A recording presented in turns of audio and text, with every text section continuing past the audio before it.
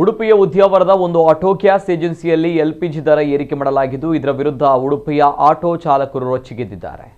ಈ ಗ್ಯಾಸ್ ಏಜೆನ್ಸಿಯಲ್ಲಿ ಲೂಟಿ ನಡೀತಾ ಇದೆ ಎಂದು ಆರೋಪಿಸಿದ್ದಾರೆ. ಇತರ ಪಂಪ್ಗಳಲ್ಲಿ ಪ್ರತಿ ಕೆಜಿ ಗ್ಯಾಸ್ಗೆ 72 ರೂಪಾಯಿ 30 ಪೈಸೆ ಪಡೆದರೆ ಈ ಪಂಪ್ನಲ್ಲಿ 90 ರೂಪಾಯಿ ಪಡೆಯಲಾಗ್ತಾ ಇದೆ ಎಂದು ಆಕ್ರೋಶ ಹೊರಹಾಕಿದ್ದಾರೆ. ಇದು ಪರಿಸ್ಥಿತಿಯ ಲಾಭ ಪಡೆಯುವಂತಹ ಪ್ರಯತ್ನ ಅಂತಲೂ ಕೂಡ ದೂರಿದ್ದಾರೆ. ನಿನ್ನೆ ಮಧ್ಯಾಹ್ನದ ಬಳಿಕ ಈ ಏಜೆನ್ಸಿಯಲ್ಲಿ ಮಾತ್ರ ಆಟೋ ಗ್ಯಾಸ್ಗೆ ಏಕಾಏಕಿ 18 ರೂಪಾಯಿ ಹೆಚ್ಚಳ ಮಾಡಲಾಗಿದೆ. ಉಡುಪಿ ನಗರದಲ್ಲಿ ಸಾಮಾನ್ಯ ದರ ಇದ್ದು ಹೊರವಲಯದಲ್ಲಿ ದರ ಏರಿಕೆ ಮಾಡಿರುವುದರ ವಿರುದ್ಧ ಆಟೋ ಚಾಲಕರು ಆಕ್ರೋಶ ವ್ಯಕ್ತಪಡಿಸಿದ್ದಾರೆ.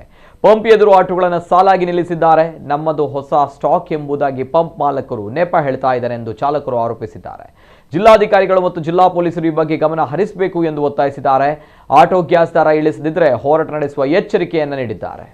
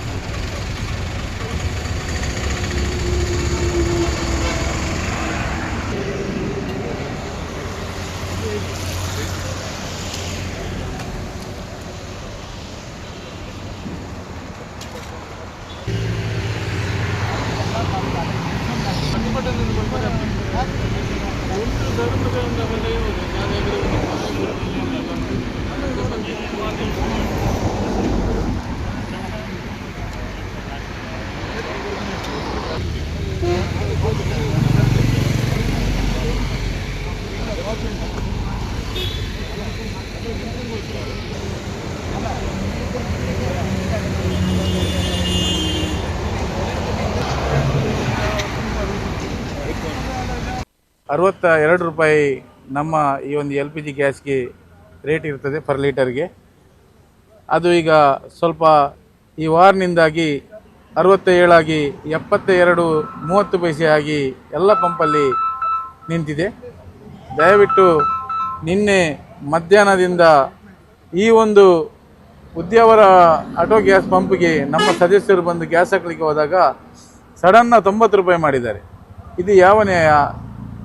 ಒಂದು ಕಡೆ 72 ರೂಪಾಯಿ 30 ಪೈಸೆಯಲ್ಲಿ ಎಲ್ಲ ಪಂಪಿನವರು ಹಾಕ್ತಾ ಇದ್ದಾರೆ.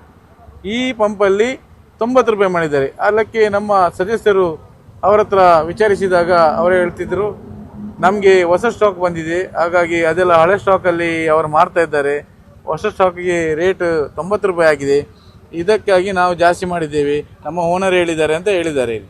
ಆಗ ಇದು ಯಾವ ನ್ಯಾಯ?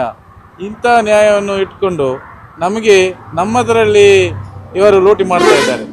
ಇದನ್ನು ಸಂಬಂಧಪಟ್ಟ ಇಲಾಖೆಯವರು, ಜಿಲ್ಲಾಧಿಕಾರಿಗಳು ಸರಿಪಡಿಸಿಕೊಳ್ಬೇಕು. ಉದ್ಯಾವರ ಪಂಪಿನಲ್ಲಿ ಅವರು ಗ್ಯಾಸ್ ತುಂಬಿಸುವಾಗ 90 ರೂಪಾಯಿ ಚಾರ್ಜ್ ಮಾಡ್ತಾ ಇದ್ದಾರೆ. ಬೇರೆ ಉಡುಪಿಗಳ ಕಡೆ ಪಂಪ್ನಲ್ಲಿ 72 ರೂಪಾಯಿ 30 ಪೈಸೆ ಮಾತ್ರ ಇದು ನಡೀತಾ ಇದೆ. ಆದರೆ ಇಲ್ಲಿ ಬಂದು ಅವರು ನಿನ್ನೆಯಿಂದ 90 ರೂಪಾಯಿ ಆಗಿ ತಗೊಳ್ತಾ ಇದ್ದಾರೆ. ಈ ಬಗ್ಗೆ ನಮಗೆ ಯಾವುದೇ ಮಾಹಿತಿ ಇಲ್ಲ, ಪತ್ರಿಕೆಯಲ್ಲಿ ಕೂಡ ಯಾವುದೇ ಮಾಹಿತಿ ಬರಲಿಲ್ಲ. ಅದರಿಂದ ನಾವು ಇದನ್ನು ಪ್ರತಿಭಟಿಸಿ ಸಂಬಂಧಪಟ್ಟ ಇಲಾಖೆಗೆ DC ಅವರಿಗೆ SP ಅವರಿಗೆ ಒಂದು ಮನವಿ ಮಾಡುವಂತೇಳಿ ನಾವು ಒಟ್ಟಾಗಿದ್ದೇವೆ. ನಮಗೆ ಇಲಾಖೆಯವರು ಇದರ ಬಗ್ಗೆ ಪರಿಶೀಲಿಸಿ ನಮಗೆ ನ್ಯಾಯ ಕೊಡಬೇಕಂತೇಳಿ ನಾವು ಆಗ್ರಹಿಸ್ತಾ ಇದ್ದೇವೆ.